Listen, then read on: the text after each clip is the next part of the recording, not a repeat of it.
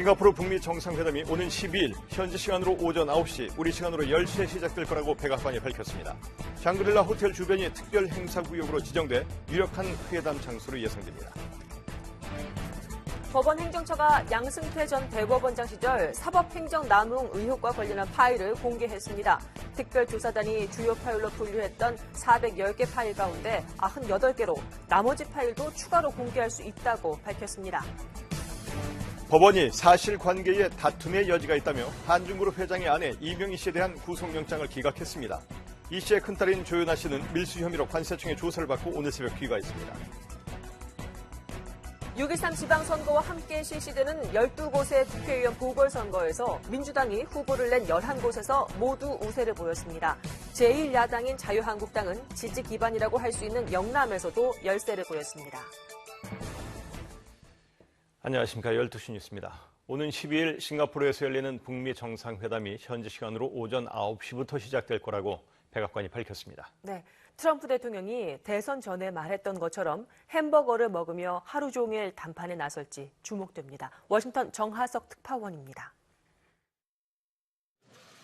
샌더스 백악관 대변인은 오는 12일 열리는 북미 정상회담과 관련해 첫 회담이 오전 9시에 시작될 것이라고 말했습니다.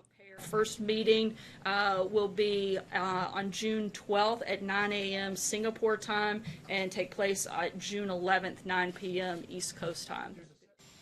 싱가포르보다 1시간 빠른 한국에서는 12일 오전 10시가 됩니다.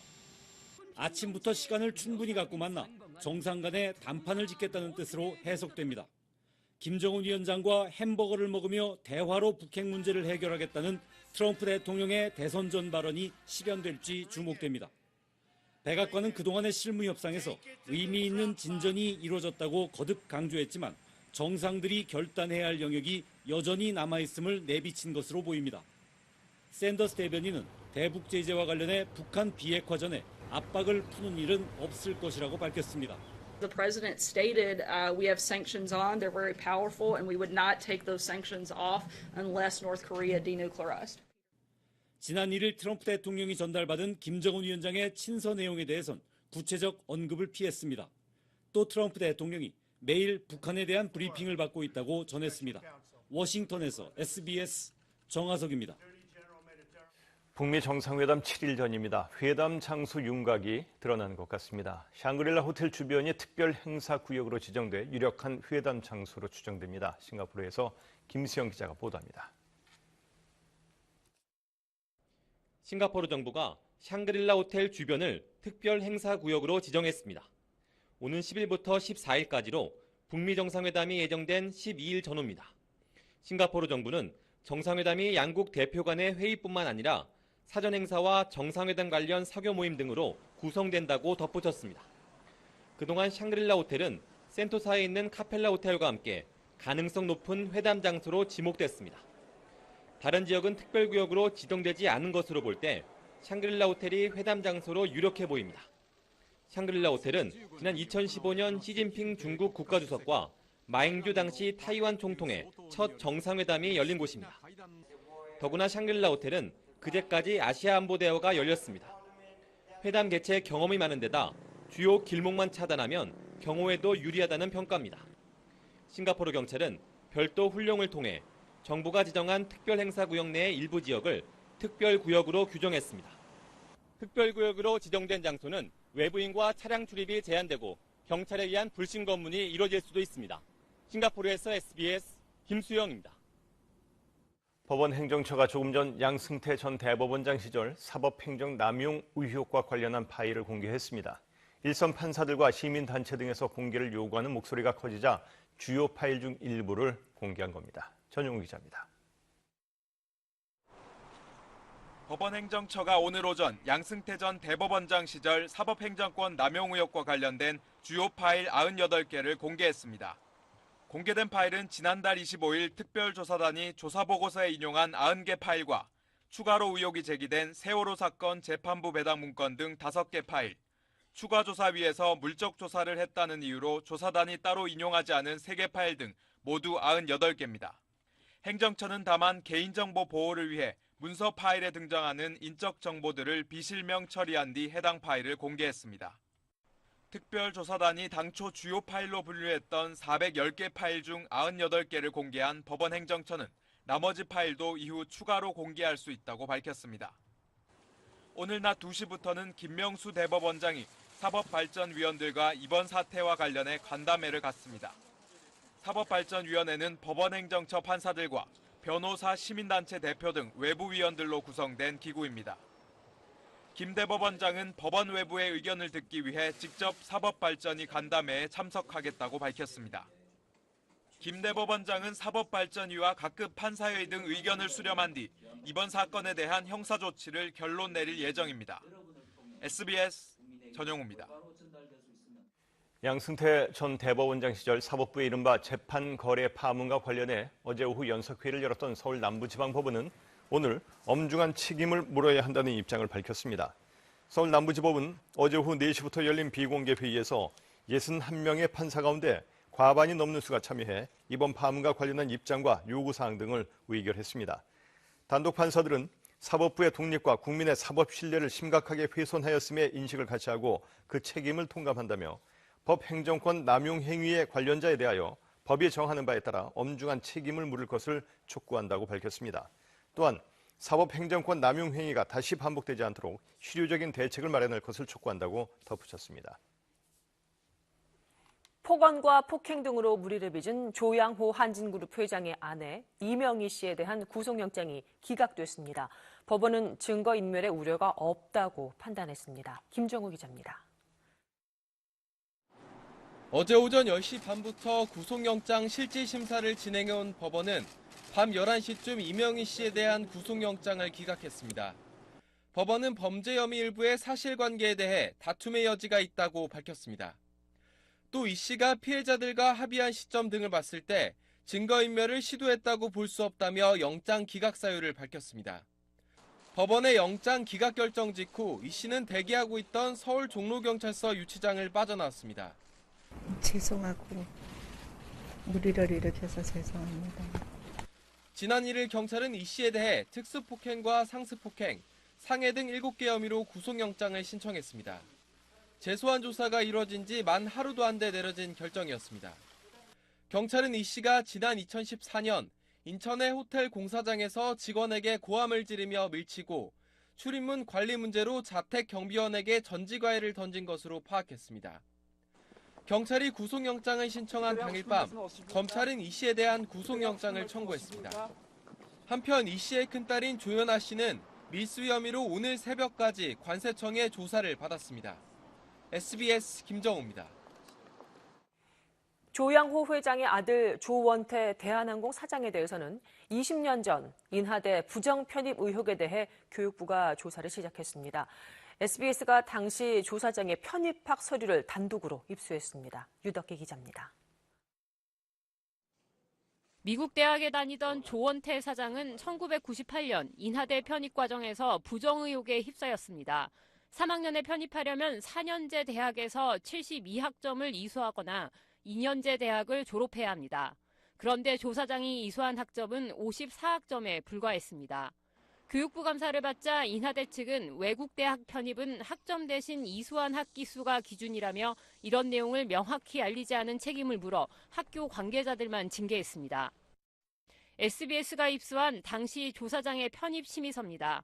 4년제 정규대학을 다닌 걸로 기록돼 있습니다. 그런데 당시 조 사장이 함께 제출한 성적증명서는 2년제인 힐리어 컬리지에서 발급받은 겁니다. 그나마도 학점과 성적 모두 졸업 기준에 못 미칩니다. 당시 편입학 업무를 맡았던 한 교수는 2년제도 졸업하지 않은 조 사장의 편입 허가를 거부하기도 했지만 조 사장은 3학년으로 편입하게 됩니다. 부정 편입학을 했다라는 소문이 돌았어요. 학생들이 바로 전걸 들어가면서 이때부터 그 자료를 발견하고. 대한항공은 학력 문제는 개인 사생활인 만큼 미국 유학 내용을 확인해 줄 수 없다고 밝혔습니다. 교육부는 20년 만에 조 사장의 편입학 의혹에 대한 현장 조사를 재개했습니다. SBS 유덕기입니다. 우리나라 경상수지 흑자 규모가 6년 만에 가장 작은 수준으로 기록됐습니다. 기업 수익성 개선과 외국인 주식 투자 확대 등으로 해외 배당 지급이 사상 최대로 확대된 영향으로 풀이됩니다. 김광현 기자가 보도합니다. 한국은행이 발표한 올해 4월 국제수지 잠정치에 따르면 경상수지는 17억 7천만 달러 흑자를 기록했습니다. 2012년 3월 이후 74개월 연속 흑자 행진을 기록하고 있습니다. 하지만 흑자 규모는 2012년 4월 9천만 달러 이후 가장 작았습니다. 한국은행은 상품 수지가 소폭 줄어들었고 배당 지급이 크게 확대됐다고 설명했습니다. 3월과 4월엔 배당 지급이 몰리는 데다 기업 수익성이 개선되고 외국인 주식 투자가 확대되면서 지난해보다 배당 지급이 늘었다는 겁니다. 4월 서비스 수지는 19억 8천만 달러 적자였는데 지난해 5월 이래 적자 규모가 가장 작았습니다. 중국의 사드 보복 조치 완화에 힘입어 여행 수지 적자가 줄어든 영향이 큰 것으로 풀이됩니다. 여행 수지는 10억 9천만 달러 적자였는데 2016년 12월 이후 가장 작았습니다. 해외여행 수요가 이어지면서 출국자 수는 1년 전보다 11.3% 늘었고 입국자 수도 23.8% 늘었습니다. 특히 중국인 입국자 수가 60.9%나 급증한 것으로 나타났습니다. 외국인 국내 투자는 7억 7천만 달러 증가했습니다.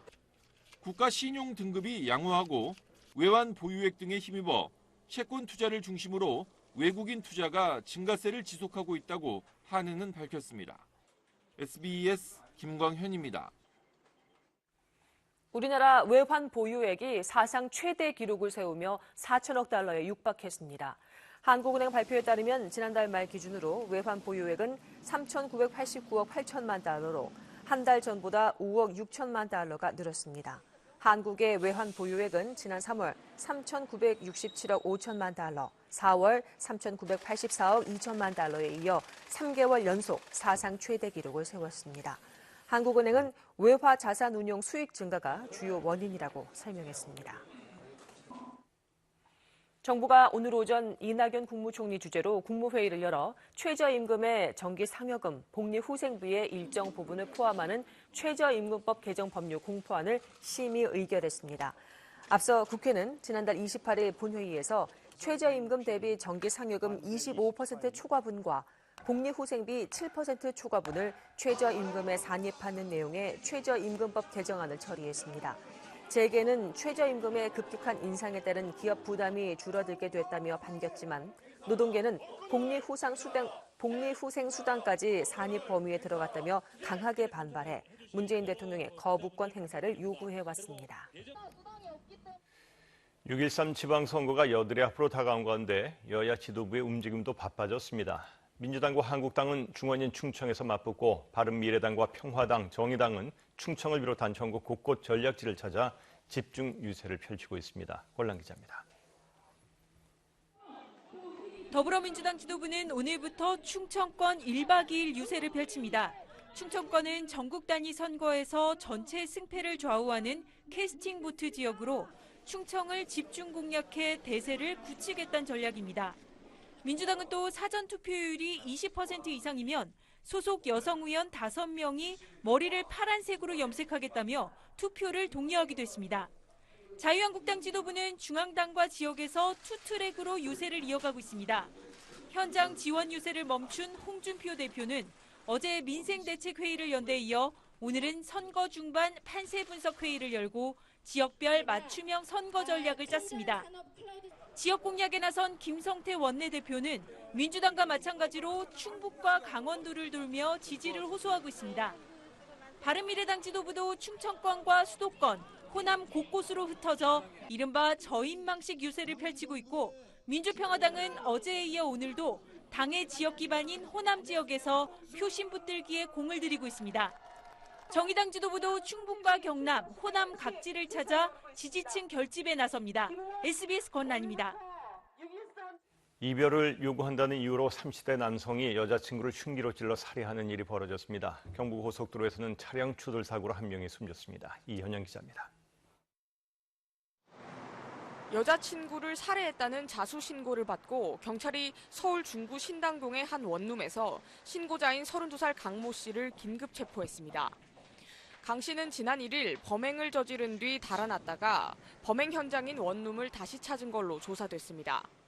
강 씨는 경찰 조사에서 여자친구가 다른 남자와 SNS 메신저로 대화하는 걸 보고 다투다 여자친구가 헤어지자고 하자 흉기로 찔렀다고 진술했습니다. 시커멓게 탄 화물차 아래 경차 한 대가 심하게 찌그러진 채 깔려 있습니다.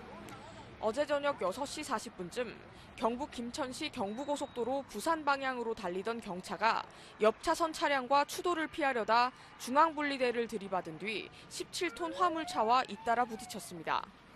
이 사고로 사고차 2대가 모두 불에 탔고 경차 운전자 50대 여성 A씨가 숨졌습니다. 어젯밤 8시 35분쯤 서울 관악구 난곡동에 있는 지상 2층, 지하 2층짜리 다세대 주택에서 불이 났습니다. 이 불로 1층에 거주하던 55살 남모 씨 등 모두 4명이 화상을 입고 병원으로 옮겨졌습니다. 경찰과 소방당국은 방화 가능성에 주목하고 있습니다. SBS 이현영입니다. 국군정보사령부 소속 전 현직 간부들이 100여 건의 군사 기밀을 돈을 받고 해외로 팔아넘긴 혐의로 검찰에 구속됐습니다. 유출한 기밀에는 해외에서 활동 중인 비밀 정보 요원 명단도 포함된 것으로 검찰 수사 결과 드러났습니다. 정보 요원들이 위험에 노출됐던 상황이어서 충격을 주고 있습니다. 임찬종 기자입니다. 검찰은 지난주에 국군 정보사령부 출신 황모 씨와 홍모 씨를 구속했습니다. 정보사가 보관하던 군사 기밀을 다른 나라에 빼돌린 혐의입니다. 지난 4월까지 정보사 공작팀장으로 근무했던 황 씨는 지난 2013년부터 수년 동안 군사 기밀 100여 건을 휴대전화로 촬영하는 수법 등으로 유출한 혐의를 받고 있습니다. 황 씨는 확보한 기밀을 선배 공작팀장이었던 홍 씨에게 돈을 받고 넘긴 것으로 검찰 수사 결과 드러났습니다. 홍 씨는 넘겨받은 기밀을 A 국가와 B 국가 요원들에게 다시 수천만 원을 받고 팔아넘긴 것으로 알려졌습니다. 특히 A 국가에 넘긴 정보 중에는 해당 국가에서 활동 중인 비밀 정보 요원 명단도 있는 것으로 검찰 조사 결과 드러났습니다. 군은 유출 정황을 포착한 뒤 요원들이 위험하다고 판단해 급히 귀국시킨 것으로 알려졌습니다. 그런데도 군은 지난 4월 기밀 유출 정황을 파악하고도 한 달 가까이 수사에 착수하지 않다가 황 씨를 파면 조치한 뒤 지난달에야 민간 검찰에 수사 의뢰했습니다. 검찰은 우리나라 군사기밀 등이 유출됐는지 또 군이 수사에 미온적이었던 배경이 무엇인지 등에 대해 추가 수사하고 있습니다. SBS 임찬종입니다. 노조 활동에 부당 개입한 혐의로 기소된 김장겸 전 사장 등 MBC 전직 경영진들에 대한 첫 재판이 오늘 열립니다. 서울 서부지법은 노동조합 및 노동관계조정법 위반 혐의를 받는 김 전 사장과 안광한 전 사장, 권재홍, 백종문 전 부사장 등에 대한 첫 심리를 오늘 오후 엽니다. 이들에게 적용된 혐의는 노조 지배 개입을 위한 노조원 부당 첨부와 노조 탈퇴 종용, 노조원 승진 배제 등입니다. 한편 김 전 사장은 자신이 사장 직위에서 부당하게 물러났다며 그에 따른 손해를 배상하라는 취지로 MBC를 상대로 민사소송을 서부지법에 낸 것으로 확인됐습니다. 느닷없이 무너진 서울 용산 상가 건물 현장에서 붕괴 원인을 찾기 위한 합동 감식이 이루어졌습니다. 주민들은 주변에 균열이 간 건물이 한둘이 아니라며 불안에 떨고 있습니다. 백운 기자가 취재했습니다. 멀쩡하게 서 있던 건물이 순식간에 사라지고 희뿌연 연기가 솟아오릅니다. 철근과 돌무더기만 남은 붕괴 현장에선 관계기관에서 나온 50여 명이 합동 감식을 벌였습니다. 감식팀은 일단 폭발이나 화재가 붕괴 원인은 아니라고 보고 있습니다. 모레엔 국립과학수사연구원이 2차 감식에 나설 예정입니다. 주민들은 주변에 노후 건물이 많다며 불안해하고 있습니다. 건물이 무너진 곳 옆으로는 식당 10여 곳이 늘어서 있습니다. 주민들은 사고 지점 근처에서도 균열이 발견되고 있다며 불안을 호소하고 있습니다. 실제 무너진 건물과 10여 미터 떨어진 전봇대엔 길게 금이 갔고 근처 식당 건물 외벽도 곳곳이 갈라졌습니다. 새로 여기 세면 다시 이거 바르고 페인트 칠하고 다 악구를 했잖아. 네. 응? 이게 그러는데 저렇게. 주민 50여 명은 긴급 대책회의를 갖고 구청과 서울시의 대책을 촉구하고 나섰습니다. 어떻게 피해를 보상을 할 것인지, 앞으로 어떻게 안전에 대한 담보를 할 것인지에 대해서 적극적으로 대처를 하시는 분이 한 분도 없으세요. 이런 가운데 무너진 건물 주인이 정비구역 건물의 안전관리 책임을 진 재개발 조합장인 것으로 확인됐습니다. 경찰은 건물주가 연락을 끊은 채 조사도 받지 않고 있다고 밝혔습니다. SBS 백운입니다. 문재인 대통령이 라돈 침대의 신속한 수거를 위해 정부가 할 수 있는 모든 조치를 하라고 지시했습니다. 정부는 우체국망 등을 동원해 이번 달 안에 수거를 완료하겠다고 밝혔습니다. 강청환 기자입니다. 문재인 대통령은 이낙연 국무총리와의 주례 회동에서 라돈 침대 문제는 신속한 수거가 가장 중요하다고 강조했습니다. 또 업체에만 맡기지 말고 정부가 할 수 있는 모든 조치를 취할 것과 수거 및 조사 과정에서 제기되는 문제는 무엇이든 투명하게 발표하라고 지시했습니다. 회동에서 이낙연 총리가 라돈 침대 리콜 진행 상황을 보고한 데 따른 지시입니다. 앞서 이 총리는 신속한 수거를 위해 우체국망을 이용한 일시 수거 방안을 추진하고 있다면서 이번 달 중으로 라돈 검출 침대 8만 8천 개의 수거를 모두 완료하겠다고 밝혔습니다. 지난달 3일 SBS의 라돈 침대 보도 이후 리콜이 시작된 지 한 달이 되어가지만 실제 리콜 조치는 여전히 지지부진하다는 소비자들의 불만과 각계의 지적이 이어져 왔습니다.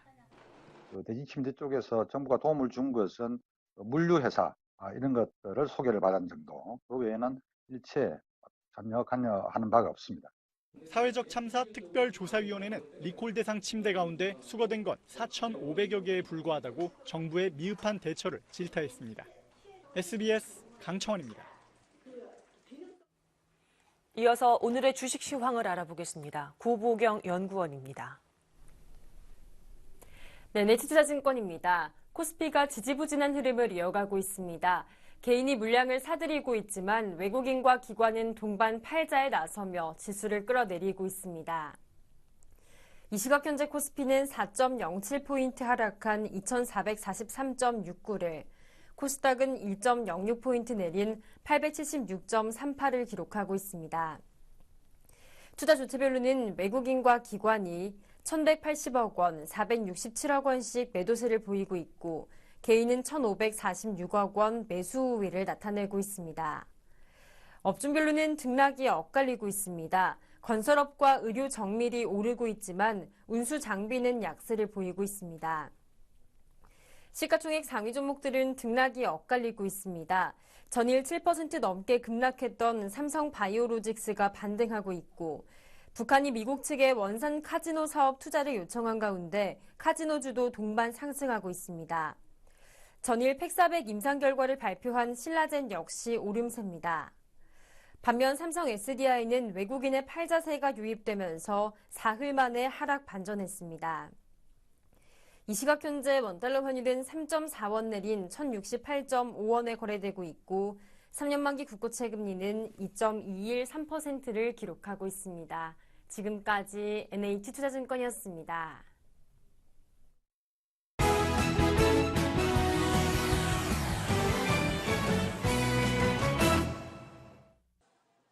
일 1인 가구와 맞벌이 가구 증가로 간편식품의 수요가 늘어난 가운데 간편식품 판매 가격이 업태에 따라서 최대 40%까지 차이가 나는 것으로 나타났습니다. 한국소비자원은 가격정보 종합포털 참가격을 통해서 주요 간편식품 10개 품목의 판매 가격을 분석한 결과 백화점과 전통시장 등 업체 형태별로 크게는 40% 넘게 값이 차이가 났다고 밝혔습니다. 특히 주요 간편식 10개 구입 비용을 조사했더니 대형마트와 기업형 슈퍼마켓, 전통시장, 백화점 순으로 값이 저렴한 것으로 나타났습니다. 국세청은 10억 원이 넘는 해외 금융계좌를 보유한 거주자와 내국법인은 다음 달 2일까지 해당 자산을 신고해야 한다고 밝혔습니다. 거주자와 내국법인은 지난해 보유한 해외 금융자산의 잔액 합계가 매달 말일 중 하루라도 10억 원을 넘으면 해당 자산을 신고해야 합니다. 해외 금융계좌를 신고하지 않으면 미신고 금액의 최대 20% 상당의 과태료를 부과받을 수 있고 미신고 금액이 50억 원을 넘을 경우에는 형사처벌과 명단 공개 대상이 됩니다. 바디프렌드가 이탈리아 슈퍼카 브랜드 람보르기니와 제휴해 개발한 안마 의자를 출시했습니다. 바디프렌드는 이탈리아 밀라노를 시작으로 전 세계 람보르기니 전시장에 제품을 비치해서 공동 마케팅을 펼치고 앞으로 람보르기니 차량에 안마 의자를 탑재하는 방안을 논의 중이라고 밝혔습니다. 해당 제품은 전량 국내에서 생산될 예정입니다. 현대로템은 대만 철도청이 발주한 총 9,098억 원 규모의 교외선 전동차 520량 납품 사업을 수주했다고 밝혔습니다. 대만 시장에서 발주된 철도 차량 사업 중에 최대 규모로 전량 창원 공장에서 생산돼서 2024년까지 납품될 예정입니다. SBS 김범주입니다. 서울 영등포구의 한 원룸 건물 세입자 100여 가구가 단체로 보증금을 떼일 위기에 놓였습니다. 건물주가 세입자들 계약서를 위조해 담보대출을 받은 뒤 사기 혐의로 구속된 겁니다. 노동규 기자입니다. 서울 영등포구 한 원룸 건물에 구호들이 나붙었습니다. 보증금을 돌려달라는 요구입니다. 갈등은 지난해 말 건물주 57살 이모 씨가 사기 혐의로 구속되면서 시작됐습니다. 건물을 담보로 54억 원을 빌려준 새마을금고가 대출금을 회수하려고 공매 절차에 들어가자 세입자들이 들고 일어난 겁니다. 문제는 건물주가 담보를 잡히면서 금융기관에 제출한 세입자들의 임대차 계약서가 위조됐다는 겁니다. 보증금 6,500만 원짜리 전세 계약서는 보증금 500만 원짜리 월세 계약서로 둔갑했습니다. 인적 사항과 연락처도 없는 계약서였지만 새마을금고는 대출을 승인했습니다. 그 임차인들을 직접적으로 확인하지는 못했고요. 계약된 부동산 가서 이제 확인을 한 거거든요. 뭐 저희는 이제 최대한 할 수 있는 방법을 했는데 결론적으로는 이렇게 된 거죠. 담보신탁 업무를 수행한 신탁회사는 담보검증은 새마을금고의 몫이라며 발을 빼는 상황. 세계동 100여 가구가 보증금을 떼일 처지에 내몰렸습니다. 답변서를 받았는데 돈 안 주겠다. 초보 때 하라. 니네들 주소지가 여기 되어 있는지 모른다. 나가서 딴 데 가서 살고 있고 주소지는 그냥 여기 있는 거 아니냐 이런 식으로. 피해자들이 청와대 청원에 나서는 등 파문이 커지자 새마을금고는 일단 공매 절차를 중단했습니다. SBS 노동규입니다. 군 병원의 위험한 불법 의료 행위 실태가 지적될 때마다 국방부는 예산 탓을 했습니다. 그런데 SBS 탐사 보도팀이 취재해보니 군 의료 예산이 엉뚱한 곳에서 낭비되고 있었습니다. 군에서 이뤄지는 성형시술 실태를 김정원 기자가 보도합니다. 군병원에서 맹장 수술을 받고 입원했던 정모 씨. 일병이었던 정 씨에게 군의관이 뜻밖의 제안을 했다고 합니다. 성형외과 군의관이 진료를 보던 저를 보고서는 코 수술하면은 훨씬 이쁘겠다. 나중에 시간 날 때 한번 진료를 보라고 이제 진료를 들어가자마자 코 관련해서 이렇게 견적 같은 걸 막 내고 바로 이렇게 자연스럽게 막 일정 얘기가 나오면서 그런 식으로 수술을 할 수밖에 없도록. 군의관의 권유를 받아들여 코뼈를 깎아내고 실리콘 보형물을 넣는 성형수술을 했는데 3년쯤 지나자 코가 이상해졌다고 합니다. 너 콧구멍이 조금 이상한 것 같아. 그때 대인관계에도 약간의 어떤 좀 지장이 있었고 되게 좀 스트레스가 좀 심했거든요, 사실. 정 씨를 수술했던 군의관은 먼저 수술을 권하진 않았고 맹장 수술을 한 외과와 협진을 한 것이라고 주장했습니다. 그러면서 당시 군병원에서 미용 목적을 포함한 성형수술은 매일 한두 건씩 있었다고 얘기했습니다. 훈련 도중 다쳤을 때 군병원 성형외과에서 신체 부위를 재건하는 수술을 하는 건 당연히 필요한 일입니다. 그러나 미용 목적 수술은 국군 의무사령부 규정 위반입니다. 이른바 딸기코 증상을 호소하는 하모 씨도 군병원에서 받은 코 성형수술이 화근이 됐다고 합니다. 어느 날 그냥 확 갑자기 빨개졌어요. 대부분 비슷한 대답이었던 것 같아요. 이게 실리콘이 과하게 들어가서 이게 약한 피부가 이걸 견디지 못해서 코끝이 빨개지는 것 같다. 입영 시절 문에 부딪혀 코를 다쳐 군병원에 갔고 수술 동의서에 서명을 했는데 나중에 보니 미용 시술까지 했더라는 겁니다. 하 씨는 현재 재수술을 앞두고 있습니다. 지난해까지 3년간의 군병원 외래 진료 현황을 보면 성형외과 진료 건수는 계속 늘어서 지난해 7,400건이 넘었습니다. 이 중 미용 목적 시술이 몇 건인지는 따로 집계되지 않았습니다. SBS 김종원입니다. 대규모 화산 폭발로 피해를 본 과테말라에서 또 화산이 폭발했습니다. 사망자 수도 계속 늘면서 피해가 커지고 있습니다. 로스앤젤레스에서 정준영 특파원입니다. 과테말라 푸에고 화산이 현지 시간 오늘 오전에 또 폭발했습니다. 거대한 폭발음과 함께 화산재가 날아들자 공포에 휩싸인 주민들은 허겁지겁 달아나기 바쁩니다. 잇따른 화산 폭발에 주민 3,200여 명이 긴급 대피한 상태입니다. 앞서 현지 시간 어제 낮에 푸에고 화산이 폭발하면서 10,000m 높이까지 화산재와 연기가 솟구쳤습니다. 고온의 화산재가 시속 200km가 넘는 속도로 주민들을 덮쳤고 용암이 주변 마을로 흘러내리면서 피해가 컸습니다. Encima de otro, miren, uno sobre de otro tenían y unas venían llorando porque ya la abuelita se había quedado allá, decían mi abuelita, mi mamá, mi abuelita, mi mamá. 지금까지 62명이 숨진 것으로 확인됐지만 수색 작업이 진행되면서 사망자 수는 더 늘어날 전망입니다. 생존자를 찾기 위한 수색 작업도 어려움을 겪고 있습니다. La que hemos tenido es que el volcán ha estado en actividad y además estar trabajando con este tipo de material que está demasiado caliente ha dificultado la labor de los rescatistas. 과테말라 당국은 이번 화산 폭발로 170만 명 정도가 영향을 받았다고 밝혔습니다.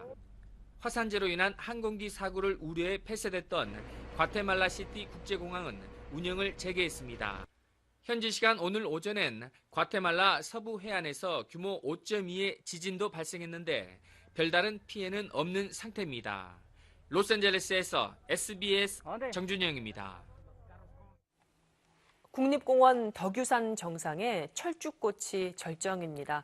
연분홍 꽃물결이 산을 뒤덮으면서 천상의 화원이 됐습니다. 이용식 기자입니다. 해발 1614m 덕유산 정상입니다. 탐방로를 따라 양쪽으로 연분홍 꽃들이 실록과 어우러져 한 폭의 수채화를 그렸습니다. 향적봉에서 중봉까지 700m 구간을 화사하게 물들였습니다. 강한 바람과 추위를 이겨내고 핀 꽃엔 고고한 멋이 더 배어납니다. 참 예쁘죠? 너무 환상적이에요. 네, 높은 데 있으니까 꽃이 안 지고 지금까지 있는 것 같네요. 눈앞에 펼쳐진 천상의 꽃길을 보며 탐방객들은 산행에 쌓인 피로를 씻고 다시 힘을 냅니다. 14km 되는 거리를 지금 가고 있는데 꽃을 보니까 오늘 산행이 하나도 힘이 안 들 것 같습니다. 지난주 초부터 꽃망울을 터뜨린 철쭉꽃은 예년보다 일주일가량 일찍 만개했습니다. 아구산 때 기후에 그 서늘한 기온이 형성이 돼 있다 보니까 색깔이 더 연하면서 화려하고 그리고 잎도 좀 크고 철쭉꽃 주변에 드문드문 자리 잡은 야생화도 눈길을 끕니다. 이곳 덕유산은 지난해부터 탐방 예약제를 실시하고 있습니다. 생태계의 훼손을 막기 위해 하루에 산에 오를 수 있는 사람의 수를 제한하고 있는 겁니다. 오는 18일까지 평일 200명, 주말과 휴일에는 1,500명만 설천봉에서 정상으로 들어갈 수 있습니다. SBS 이용식입니다. 행정안전부가 제63회 현충일 추념식이 열리는 내일 오전 10시부터 1분 동안 전국적으로 경보 사이렌을 울린다고 밝혔습니다. 사이렌은 조국 수호를 위해 헌신, 희생한 순국 선열과 호국 영령의 명복을 기원하는 의미로 울립니다. 행정안전부는 민방공 공습경보 사이렌이 아니므로 국민은 놀라지 말고 경건한 마음으로 1분 동안 묵념 후 일상생활로 돌아가면 된다고 설명했습니다. 오늘 오후 2시부터 방송되는 주영진의 뉴스브리핑에서는 8일 앞으로 다가온 지방선거와 국회의원 재보궐선거 소식을 자세히 전해드립니다. 서울시장 선거에 나선 자유한국당 김문수 후보와 바른미래당 안철수 후보가 단일화를 위해 만난 사실이 확인됐습니다.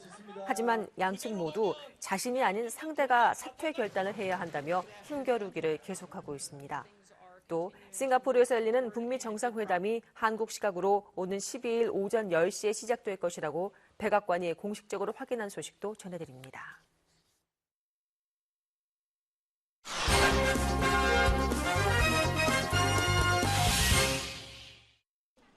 중국 베이징 항공우주대학에 설치된 밀폐 캡슐 위해공 1호입니다. 외부 세계와 철저히 격리됐던 캡슐의 문이 열리자 박수가 터집니다. 8명의 실험 참가자는 밀폐 캡슐 안에서 직접 재배한 대두와 밀, 당근, 토마토를 손에 들고 나타났습니다. 我们100%循环再生了人所需要的氧气和水，然后食物再生了80%，我这个整个系统的闭合度达到了98%。比如我需要100公斤的物资，那么98公斤我可以在系统内循环再生获得。 폐쇄 캡슐은 식물 재배 공간 2동과 주거 공간 1동을 연결해 만들어졌습니다.